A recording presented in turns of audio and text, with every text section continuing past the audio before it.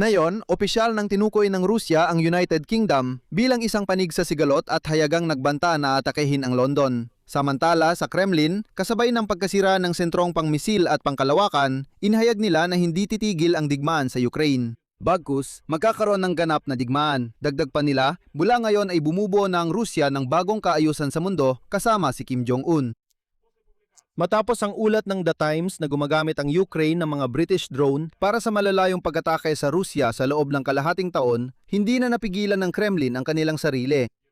At ngayon, mismong sinabi ng pinuno ng kagawaran ng ugnayang panlabas ng Federasyon ng Rusya, si Sergey Lavrov, na ang pag-deploy ng mga puwersang misail ng Britanya sa pag-atake sa teritoryo ng Federasyon ng Rusya ay maaaring ituring na, ayon sa kanyang sinabi, pakikilahok sa digmaan na may lahat ng kaukulang mga kahihinatnan.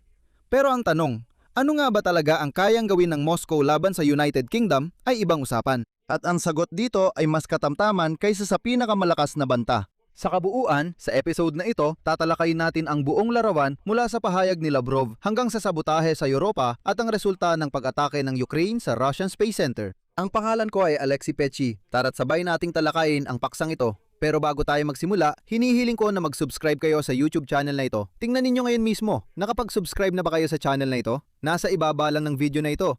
Tingnan ninyo kung napindot na ang subscribe button. Baka nanonood na kayo ng mga episode ko pero hindi pa kayo nakakapag-subscribe. Alam ko na may ilan sa inyo na ganyan. Magpapasalamat ako sa bawat isa sa inyo na mag-subscribe. Kaya simulan natin sa mismong pahayag na may pagbabanta sa London mula sa panig ng Moscow. Si Sergey Lavrov, ang pinuno ng kagawaran ng ugnayang panlabas ng Russia, habang kinokomento ang paggamit ng Ukraine ng sandatang galing sa Britanya, ay nagsabi at ito ang kanyang sinabi. Alam mo, naawa ako sa Britanya kung lalaban sila hanggang sa huli.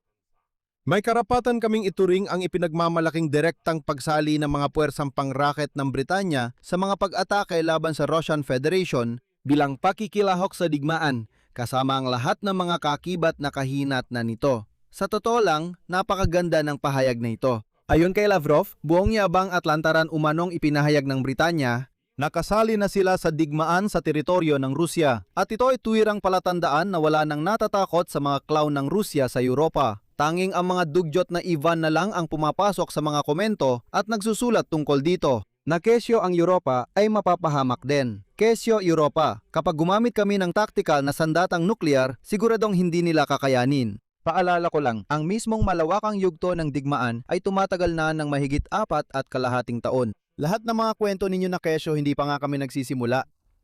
Nakakatawa na kayo sa sibilisadong mundo. Ang sibilisadong mundo ay tinitingnan na lang kayo bilang mga payaso, parang isang palabas sa museo ng mga kakaiba. At ang naging dahilan ng mga ganitong pahayag ni Sergey Lavrov ay ang artikulo ng The Times na nagsasabing sa mga drone na ginagamit ng mga sundalong Ukrainian para umatake sa mainland Russia, may mga drone na Britaniko. Kasama na rito ang jet drone na Neon na dinevelop ng kumpanyang Bay Biosystems. May hiwalay akong episode tungkol dito kaninang umaga. Doon, tungkol sa mga drone, tungkol sa mga missile ng Ukraine, kaya siguraduhin panuurin ninyo. Doon ko mas detalyadong ipinaliwanag ang tungkol sa mga British na drone na ito. At pagkatapos ng mga balitang ito, nagbanta na ang embahada ng Russia sa London, sa Britain, ng kung ano-anong mga magiging epekto. Ganito na lang, hindi ba talaga alam ng Moscow na tinatamaan sila ng mga British na drone? Siyempre, alam nila. Pero natatakot silang mag-react dito. At nang napag-usapan na ito ng publiko, sabi nila, o sige, kailangan natin mag-react kahit papaano. Bilang tugon, sinabi ng Ministeryo ng Depensa ng Britanya na hindi man lang nila balak o iniisip na bawasan ang suportang militar sa Ukraine at magpapatuloy silang magpadala ng armas at kagamitan sa Kyiv na kailangan para sa depensa laban sa agresyon ng Russia. Sa madaling salita, sinabi ng Ministeryo ng Depensa ng Britanya, wala kaming pakialam sa sigaw ng kung sino-sinong Ruso dyan. Ngayon, subukan nating sagutin dito ang pangunahing tanong. Ano nga ba talaga ang kayang gawin ng Moscow bilang tugon sa mga pahayag na ganito mula sa London bukod sa mga salita ni Sergey Lavrov na, ay nako, magkakaroon ng mga kahihinatnan? At dito, dapat nating alalahanin na si Sergey Lavrov ay hindi na ito unang beses sa mga nakaraang araw na nagbanta sa Europa. Hindi ko na lang babanggitin ang mga banta ni Putin, Medvedev at ng kanilang mga kasamahan na buong panahon ng malawakang digmaan ay paulit-ulit na nagsasabing makakarating sila hanggang London at tatamaan nila ang London. Kaya nga, hindi nagtagal bago nito, si Lavrov ay hayagang nagdeklara na ang Russia at ito ay isang sipi ay gagawing mas mabagsik pa ang mga pamamaraan nito para sirain ang lahat na sumusuporta sa makinang militar ng Kiev mula sa kanluran. At idinagdag pa niya, at ito ay isang sipi at ginagawa na namin ito, nagsisimula na silang umungol. At sa gitna ng mga pahayag na ito, talaga namang kumalat sa Europa ang sunod-sunod na mga kahina-hinalang sunog. At sa gitna ng mga ito, talaga namang kumalat sa Europa ang sunod-sunod na mga kahina-hinalang sunog. Kamakailan lang sa mga bansang Baltic, sinusunog ng mga Ruso ang mga logistic center doon na nagbibigay ng makataong tulong para sa Ukraine. Paalala ko lang, ang pinakakapansin-pansing halimbawa ay nung Hulyo pa. Nung gabi ng ika-11 ng Hulyo, sa Riga, nasunog ang opisina, bodega at logistics center ng samahang pangkawang gawa na Tavi Drogi na siyang nangongolekta at nagpapadala ng makataong tulong para sa mga sundalong Ukrainian at mga sibilyan. At ayon sa mga kuha ng CCTV noon, may 2 taong nakamaskara na pumasok sa lugar sa pamamagitan ng bakod. Sinilaban nila ang gusali at agad na tumakas bago dumating ang mga gwardiya. Noon, tinatayang umabot sa halos 100,000 euro ang pinsala. Nasunog ang mga donasyong kagamitan, damit at pagkain. At diretsang sinabi ng serbisyo ng pambansang seguridad ng Latvia na dahil sa mga gawaing paninira na inorganisa ng Russia nitong mga nakaraang taon sa Latvia at iba pang bansa ng NATO at EU, hindi maaring isantabi ang bersyon na ang panununog ay isinagawa para sa interes ng Russia.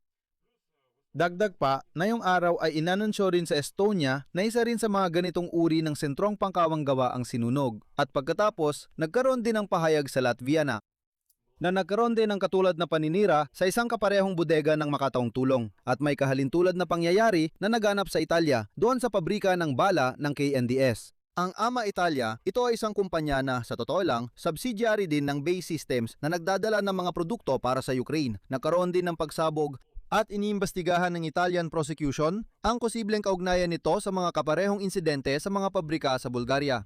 Noong Agosto 10, nasunog din doon ang isang pabrika ng armas. Ibig sabihin, oo, talagang kaya ng Russia ang ganitong mga tiyak na sabotahe, pagsunog ng mga bodega, pagpapasabog sa mga pabrika na gumagawa para sa depensa ng Ukraine at pagpapalipad ng mga drone gaya ng nangyari sa Leipzig na lumapag malapit sa eroplano ng Ukraine at iba pa. Pero iba pa rin ang antas ng banta nito kumpara sa, gaya ng sinasabi ni Lavrov, pakikilahok sa digmaan at lahat ng maaring idulot nito na siyang ipinagbabantang gawin ni Lavrov sa buong Britanya. Ang direktang pag-atake sa isang bansa ng NATO na may sandatang nuklear at permanenteng pwesto sa UN Security Council ay hindi kayang gawin ng Russia sa pisikal na aspeto at malinaw nilang nauunawaan ito. Dito nagmumula ang agwat sa pagitan ng malalakas na pananalita at ng totoong mga kasangkapang magagamit nila. Mga lihim na sabotahe, hindi hayagang komprontasyon, ang tanging kayang gawin ng Russia at ang mga Ruso ay kumikilos na parang mga duwag, parang mga daga lang talaga. Sinusunog nila ang mga bodega at hindi pa umaamin dito, hindi naman nila kayang aminin. Pero ang mga Briton, lumabas sila at buong pagmamalaking sinabi, sabi ni Lavrov. Lumabas sila at buong pagmamalaking sinabi, oo, nagbibigay kami sa Ukraine ng mga drone na ginagamit nila para atakihin ang mainland Russia at mga target doon. Oo, ginagawa namin ito. Oo, at ipagpapatuloy pa namin ito. Hindi palihim, hindi talaga namin ito itinatago. Hayagan naming binibigyan ng armas ang mga Ukrainian na pagkatapos ay ginagamit laban sa Russia. Ang mga Ruso naman bilang ganti para mga daga, para mga tunay na duwag. Hindi pa nga sila mismo, kundi binabayaran nila ang ilang mga Europeo para sunugin ang kung anong bodega doon at sasabihin nila, ayan, kita nyo, nakaganti na kami. Kaya ano bang aasahan natin? Maaring asahan ng ilang mga pagsunog sa mismong Britanya pero hindi rin sigurado. At sa ganitong sitwasyon, iba't ibang mga Rusong mga Ivan, pumupunta sa mga komento, pati na rin sa comments ng mga video ko. At matapos ang 4 at kalahating taon ng ganap na digmaan, patuloy pa rin silang nagsusulat na hindi pa talaga nagsisimula ang Rusya. At heto na, malapit nang atakihin ng Rusya ang Europa gamit ang taktikal na sandatang nuklear. Hindi nyo naiintindihan, si Putin ay naghahanda lang. Ewan ko, pero curious ako, sa mga Ruso mismo, hindi ba sila natatawa sa mga ganitong pahayag?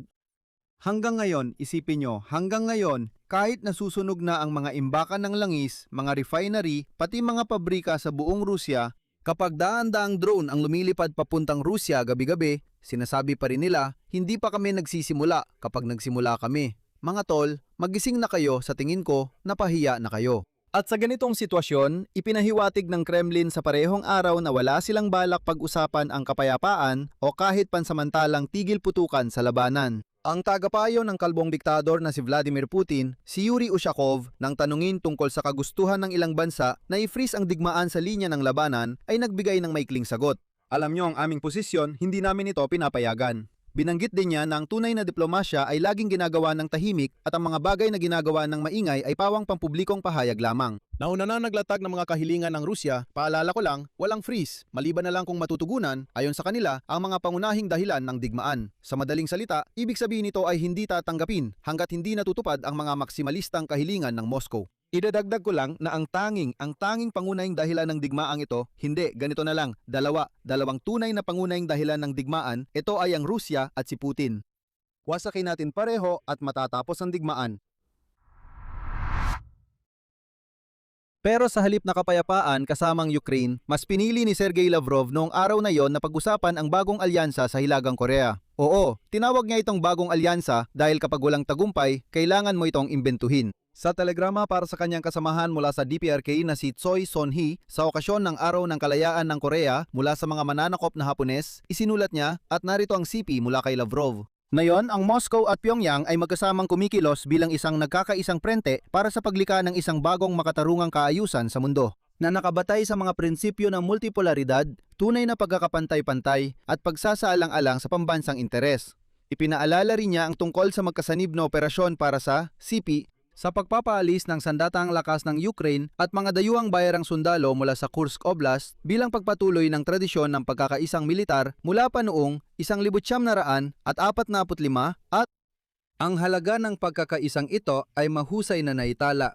Ayon sa datos ng militar na paniktik ng Timog Korea, nagpadala ang Pyongyang sa hukbong Ruso ng mahigit 12 milyong bala ng artilyera at nagpadala ng humigit kumulang 13,000 sundalo sa Kursk Oblast. Sa mga ito, mga 2,000 hanggang 2,500 ang tuluyang namatay. Mayroon pang ilang bilang ng mga sugatan doon. Ayon sa pagtataya ng Bloomberg, mula 2022, kumita ang Hilagang Korea ng mahigit 14 na bilyong dolyar mula sa pagbibigay ng tulong militar sa Rusya, kasama na ang 850 milyong dolyar mula mismo sa pag-export ng mga sundalo, ibig sabihin mga ginawang pambala sa kanyon, at patuloy pang lumalawak ang kanilang kooperasyon. Kamakailan lang, sinabi ni Pangulong Volodymyr Zelensky ng Ukraine na balak ng Hilagang Korea na magpadala sa Rusya ng grupo ng 30 hanggang 50,000 mga sundalo. At iniulat ng intelihensya ng Ukraine ang plano ng Pyongyang na magpadala ng unit ng misil sa rehiyon ng Voronezh. Ito ay binubuo ng 6 na launcher at humigit kumulang 120 ballistic missiles.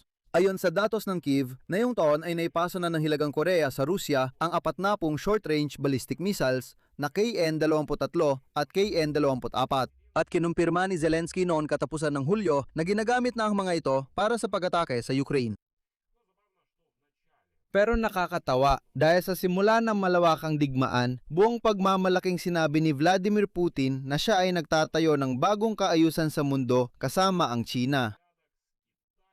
At kasama ang lahat ng bansa ng BRICS, alalahanin ninyo ang retorikang yon? At ngayon, sa 2026, handa na ang Kremlin na itayo ang tinatawag nilang bagong kaayusan sa mundo, kahit pakasama na lang ang Hilagang Korea kung sino na lang talaga. Ganyan-ganyan ang magiging kakaibang kaayusan sa mundo. Pero sa likod ng lahat ng yabang na yan, may realidad sa lupa, gaya ng gustong sabihin ni Putin. Noong gabi ng ika-15 ng Agosto, paalala ko lang, tinamaan ng mga puwersa ng depensa ng Ukraine gamit ang mga Flamingo na missile ang Russian Rocket and Space Center Progress sa Samara. Ito lang ang nag-iisang kumpanya sa bansa na gumagawa ng serial na pagbuo ng mga raketang panglunsad ng pamilya Soyuz 2.